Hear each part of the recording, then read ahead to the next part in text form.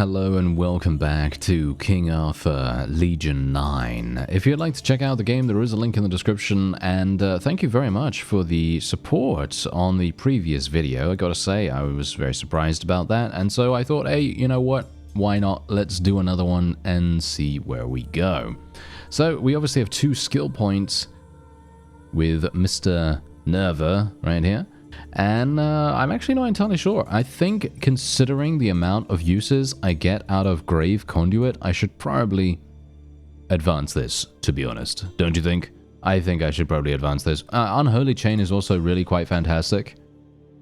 I'm thinking you know what? Actually, Unholy Chain might actually be better for us. Or we could just go for some passives if we wanted to do that instead. But you could see here that they're not really going to change things dramatically, you know what I mean? They're not really going to be super amazing. Necrosis is pretty fantastic, though. All of the hero skills targeting enemy units cause necrosis to their targets for 2 turns, and we could increase that. Plus 5% base weapon damage for all necrosis effects. Damage increases 30% faster per turn. Yeah, I'm going to do that for sure, and then we're going to be increasing the minimum damage of Grave Conduit. Considering I use that almost all the time, I think that sounds like a good idea. And now we have 3 skill points with Gaius himself. So, considering I use Strike almost all the time, I am probably going to be speccing into this, but I need to just check and see what we have available here. So you can see here that we have passives. Plus 50% weapon damage for bleeding effects. That could actually be relatively powerful. The hero deals 10% more weapon damage. Allies gain 10% weapon damage on the next attack. The hero loses 1 less AP from heavy armor sigils. That could be kind of useful. Let's see. I'm thinking right now we'll go for this. Can we put more than just that one on? No. That's it. Okay. So, oh, the hero becomes immune to opportunity attacks. That sounds pretty fun. Oh, I like that quite a bit. Okay, let's go for that. And then we can do... I don't really like any of the other things, to be honest. I don't really like any of that stuff. So we're just going to increase our damage with Strike. I think that sounds perfectly acceptable. And we're going to just equip this on him. Oh, actually, that guy doesn't even have anything, but I think this is probably okay. I think this is fine. So we'll just go with that. And then we can move on to this next area here. After we broke out of the depths of the underworlds, we came to the realization that we are in another region of the other world. Still, this is a land that we could conquer and make our own. Plutonius Nerva senses the presence of a Roman shrine that we must find first. And we get a new hero here, as well as an obtainable lar. I don't know what that means, but I guess we'll find out.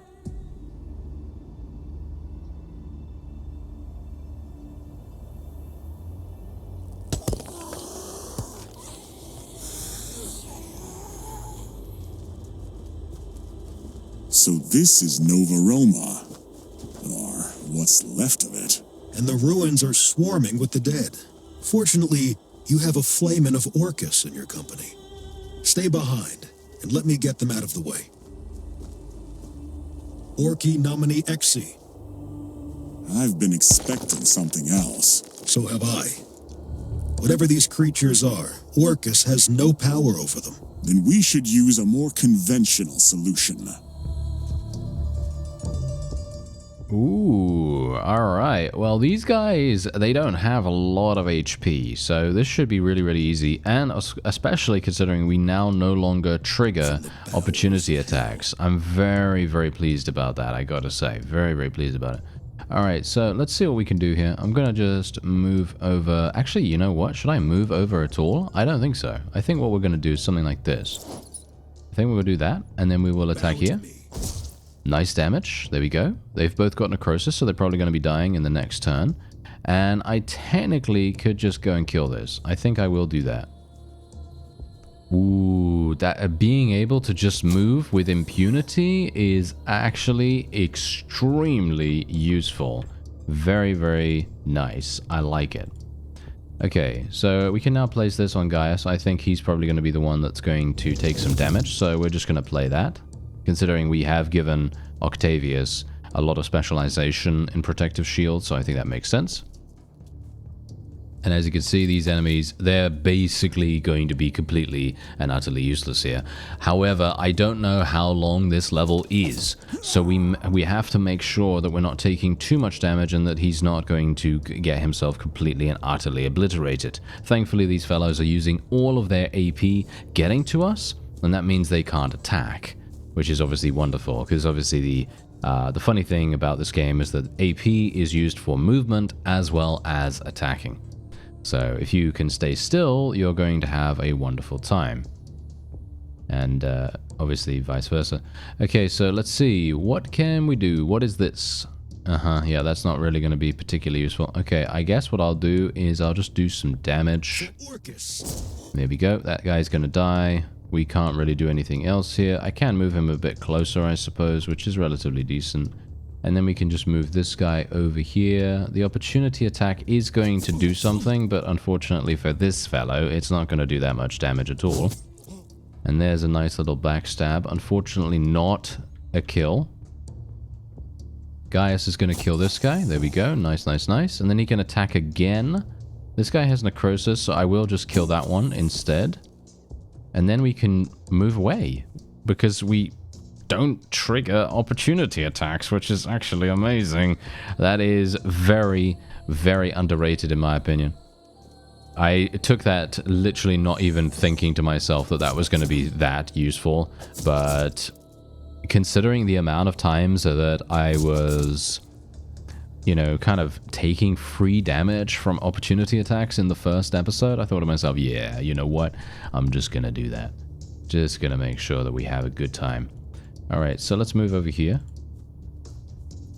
Gonna attack this guy. Nice instant kill. Move him a little bit closer. And then we can actually knock some people down. Annoyingly enough, these fellows are not really that... shall we say... Well, they're not really that high in HP, so it makes things quite simple for us. And I suppose that's not entirely bad. I mean, that isn't a bad thing by any means, but it does make it a little bit more difficult to set up strategies on them, because, well, they're dead before you can actually do that, you know what I mean? So, you know, for example, we have this debuff here that Octavius has now, and generally if I use a knockdown ability or a push ability, he's gonna, you know, he's gonna knock people down, which is obviously what we want. But the funny thing about that is that it doesn't really impact us in the least. It doesn't really do much, unfortunately. That got my blood flowing. Alright, so we can now move on. But yeah, it doesn't really do much, as in, it doesn't really do anything super impactful, because they just die so fast. So maybe we'll see if we fight some tougher enemies. Vesta is one of the most important Roman gods, the goddess of the hearth, home, and family. Her sacred fire symbolizes protection and everyday life. Her priestesses are the Vestal Virgins, who guard and tend the holy flame. When the sacred fire is extinguished, it is the most terrible omen for every Roman. And I'm a poet, and I didn't know it, apparently, with that wonderful little line there. Wait, this might be a trap. Look, there is a woman lying there. Is she dead? She seems to be the source of all the power that led me here. But those idols are keeping her imprisoned. Trap or not, we must go closer to her.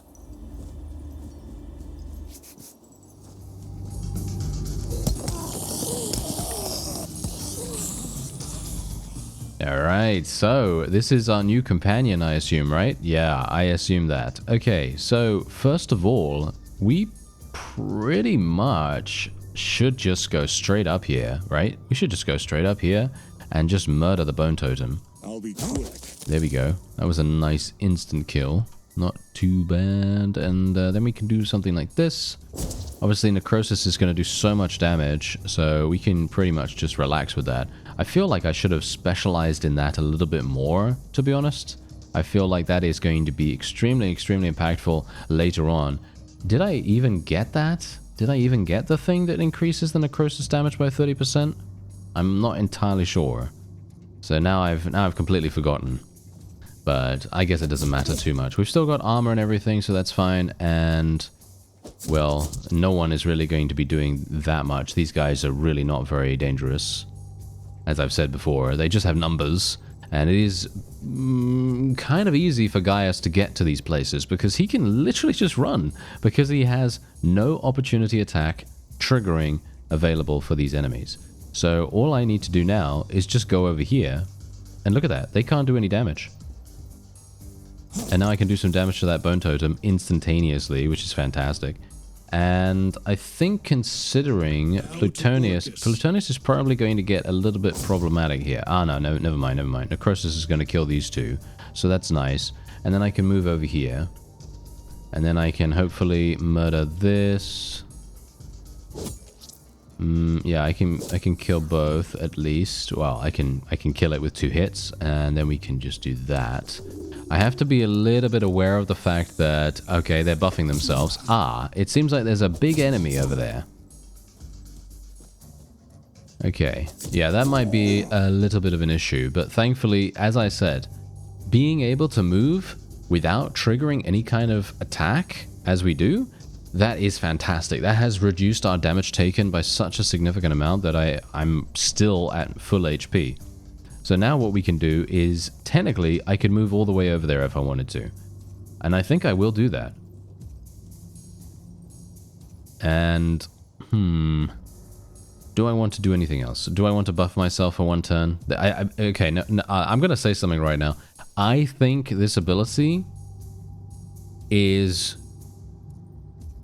not very good. I think it's okay, because if, let's just say that you save up your AP and then you use it and then you do a lot of damage. Like, for example, you've got a lot of AP right here. I have 7 green AP, and so technically what I can do is I can use Invocation of Mars if I'm at full AP, and then I can use 2 strikes, right? Because it's obviously adding up to 7, so we've got 3 plus 3 plus 1, and then that obviously makes sense. However, the way it is right now, I'm just like, well, does 25% additional damage really do much? I guess it might. I don't know. I guess it might. Anyway, let's just... Okay, this guy managed to survive the necrosis because of this fellow giving him a shield, which is relatively annoying. So we're going to have to be a bit aware of this now. So let's do that. Let's just kill that one off. There we go. And then we're just going to literally stand in front of Nerva here and just act as a shield. That's it. Just act as a very literal shield. And what is that? A lost knight. Hold control to stick info. Well, that's not really going to help me that much. I mean, I guess it is, because then I can mouse over it. Yeah, okay. So undeads gain 5 HP. When killed, this unit comes back to life after 3 turns. Reanimation can be prevented by dealing damage to the corpse. Okay. And it's immune to poison and all that wonderful stuff. Okay, wonderful. Great. Ah, I see. Okay, so yes, speeding up the the elimination of the totems is probably a good idea. Yes, I think we'll probably try to do that a little bit faster, shall we? Even though Gaius is our strongest character, in my opinion at least, he has the most damage at least available. So he's probably going to be completely fine. What we are going to do first though is Plutonius is going to cast... We're going to have to cast something on this fellow here. Oh, I can't do that. Not enough range. Ooh, that's sad. What about here? Nope, not enough range. As you can see, yeah, that's not going to work. Oh, that's very sad indeed. Okay, well... How can I fix that? I can't really fix it that easily. So what we're going to do is we're just going to play very defensively right now, just with these two. I'm just going to get a little bit of, you know, just a little bit of defenses, you know, a little bit of defenses right here. And then I think what I'll do is we'll just cast this on these two. And then we'll just murder this one. Die. There we go. And they're all going to be taking damage from necrosis, obviously, which is really good. And then we can just have Gaius destroy the bone totem. There we go. And then we can probably have him kill one of these, maybe. No, it's a little bit unlucky for us right there. Technically, I can move away if I want to. Should I do that, though? That's the question. No, because we're moving further away from our objective, so I'm just going to move further closer, shall we say, to the objective, and then we'll see what we can do with that. That sounds like a good idea, especially considering, as you can see, the totems are spawning undead every single turn, so rushing to complete the objective is actually kind of decent. We are not... What? Did you hear what that guy just said? Did you hear what Gaius just said? He said, "We are not friends anymore." When he got hit by... Stop making a mess. When he got hit by some nameless undeads. That is very funny. Okay, that is hilarious, actually. Okay, let's go over here and let us kill this. Or not, as the case may be. Probably should have used Invocation of Mars in that case. Okay, I really thought we were going to be fine with that. Alright, well, apparently not. So, let's now... Yeah, I'm actually not entirely sure what to do right now. I think what we'll do is we'll do this. Kill those two. And then we gain a little bit of extra space. So we're just going to kill that. Move here. And then we can hit him.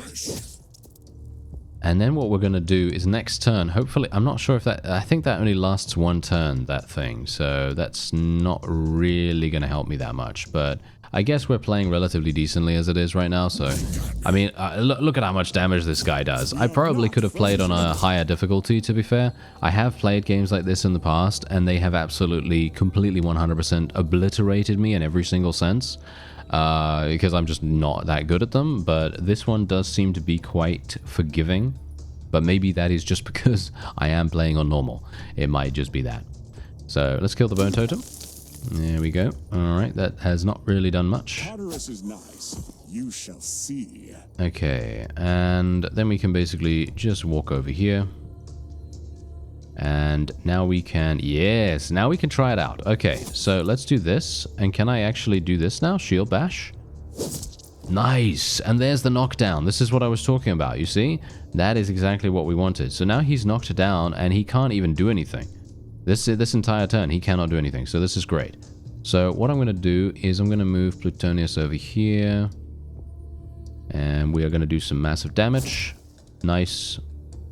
He is now regenerating. So now we need to do 26 damage to him. As you can see, there is a little tutorial video there, but I already know what we kind of have to do. I get the gist of it, you know.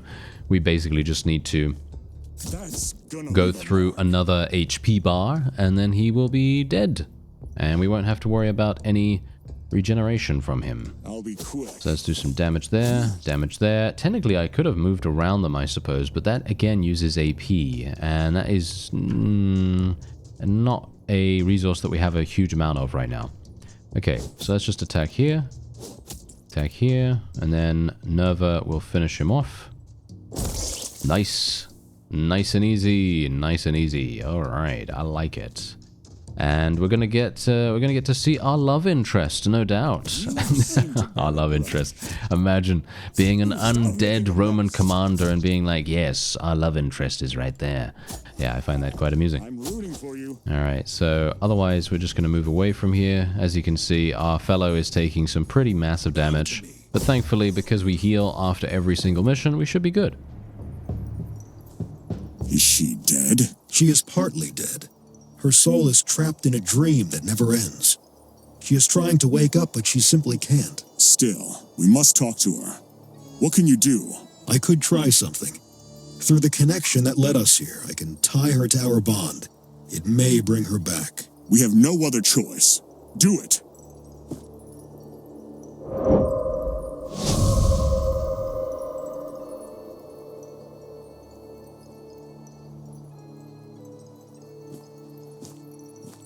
What have you done with me? I feel cursed. Dirty. The word you are looking for, lady, is thank you. Thanks for what? For cursing me with your unclean demonic blood? I don't know what you think about us, but we are Romans, just like you. I know exactly what you were and what you have become. And now you turned me into the same. As a true Roman, you accepted the call of Orcus, the god of the dead.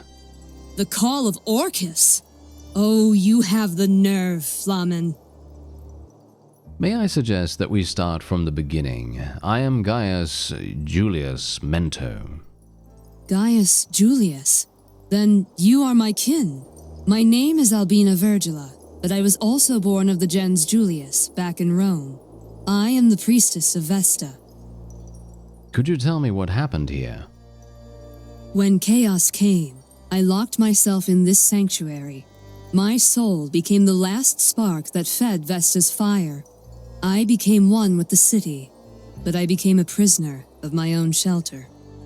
This is my city, Nova Roma, the seed of ethereal Rome, the future of all Romans. A great dream that can be true by the magical power of Avalon. Look, dear Gaius Julius, I'll answer all your questions, but we're running out of time.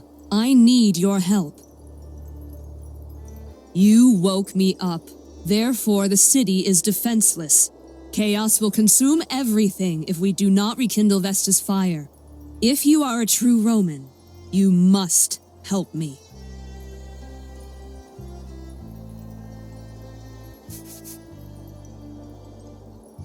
With your demonic mark on my soul, I can no longer be the flame. The city is defenseless until we rekindle the fire of Vesta. Anything of value beyond a few systems? Alright, so we've got another companion. That's wonderful. I hope that she is capable of healing and all that wonderful stuff. We're actually going to be using the healing potion for Mr. Gaius there because I don't really want him to die.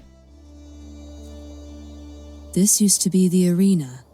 Every Roman city must have one, right? Well, except that there is something unusual here. Or someone. Avalon is an island in the other world, a magical place, and the arena is no exception. You might want to talk to him.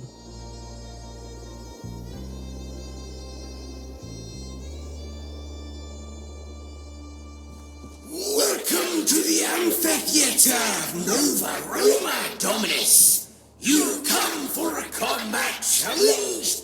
Your bravery will be rewarded, of course.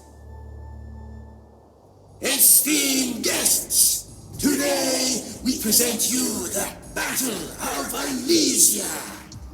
The Roman army of the glorious Julius Caesar is laying siege to the Oppidum of the Gauls. But the combined reinforcements of the Gauls have arrived. Tribe after tribe, they have surrounded Caesar's legions. You, Dominus, will fight as Caesar. I will play the role of Vercingetorix, the leader of the Gauls. Okay. Well, this is interesting. Okay, so we got highwaymen, bandits. They're relatively low HP. The gladiator in the middle here is... okay, yeah, I see. Okay, so I think... I have no idea what she's capable of, by the way, but I think we should probably just stick around here. Okay, so immediately, I know what I'm going to do. I am going to be doing this, putting the invulnerability shield on Gaius. Very, very important that we do that. And then we're probably going to move Octavius over here. And then we are most likely just going to go this way. Don't waste And then we will do this. Can I attack him right away? Yep, necrosis. There we go. Behold the Maiden of Death. Nice. Good. We got a bleed on him as well. And what is she capable of? Okay, she does strike. What does this do? Redistributes vitality between the hero and their allies until their percentages are even. So in other words, it's a healing spell to a certain degree. And she has fire strikes as well, which is a ranged attack that deals 50% weapon damage to up to 3 different enemies. So in other words, we could...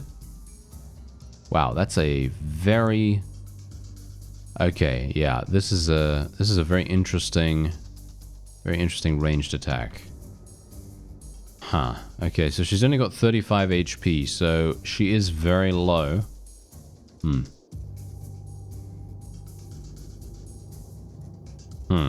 Yeah, I'm actually not sure. This is... Yep. Just going to sit here, I think. Yep, that's fine. Not a problem, not a problem. Basically, all I want to try to do... he's using defensive stance. Okay, that's kind of annoying. But, yeah, basically all I want to try to do is just kill the big guy. Just to kill the big guy and then deal with the ads after that. And hopefully that's going to be good enough. And maybe I was too slow in actually doing the skeletal thing. Maybe I needed to be a bit quicker on that, you know? In the previous encounter, maybe I didn't do a good enough job killing the totems fast enough or something like that. But it feels to me like I maybe didn't do a good enough job there. Anyway, let's see. I'm going to just use this, and then we're going to do some damage. Nice. Nice. He's already dead instantaneously. That's wonderful. And now we can just use... Oh, yeah. Okay, I'm not entirely sure what we want to do here. Well, we want to do this first of all. So let's use... I think we'll do this. There we go. 2 for 1. That is perfectly fine. Move him back a little bit. Get this guy to come over here. We want him to distract, or, well, shall we say, just to be in range of this guy. There we go. And then we can play her, and we can try to do some damage. So let's... Well, it's not very good, I gotta say. She does not do very good damage, unfortunately. As you can see. But they are burning. Okay. So it does inflict burning, so that is indeed a very nice thing as well. So I very much appreciate that. Let's move over here, just to go a bit further away from the bandits. Gaius is right at the front. I'm not a big fan of that. Maybe I should have moved... our tank up to the front there instead. But the burning is pretty good though. As you can see, the burning is actually doing some pretty nice damage. And most of these guys should end up dying pretty quickly as a result. Okay, kill that guy. And then we can move over here, and then we can also kill this one. But he has burning, so he's probably going to burn relatively easily. So we could probably just go over here instead. And then we can kill this guy. There we go. That's nice. And then he's going to die from burning. I'm not sure if this guy's going to die from burning, though. So we could technically go over here, which I think I will do. That is going to trigger the opportunity attack, but that's fine. I don't really mind that. There we go. And then we are going to move over here. I'm going to try to move relatively far. And this guy will die. So we don't need to worry about him.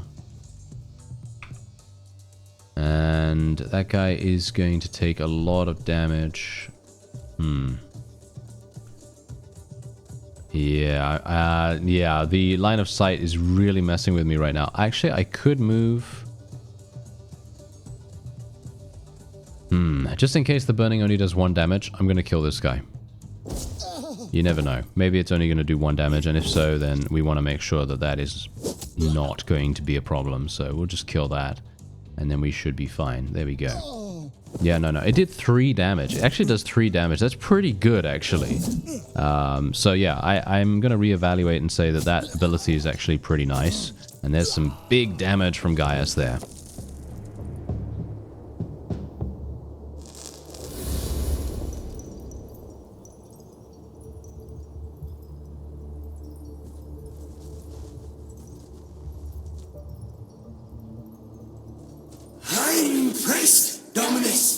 Are you ready for the next battle? A more challenging one, of course. That's it for today. Thank you very much. Yeah, I'm not entirely sure what this is for. I guess just kind of like testing yourself a little bit. And we did get an item and so on and so forth for this. But I'm kind of wondering, I mean, obviously this is... Okay, I see. So there are some optional areas, and there's obviously the main area. And there is indeed... a couple of campfire areas as well that we can indeed go to, and I'm going to assume that will provide us with a full heal. So that's going to be very, very useful for us. But that is going to be it for this episode. If you'd like to see more, by all means, let me know. I thank you very much for watching, and I'll see you next time.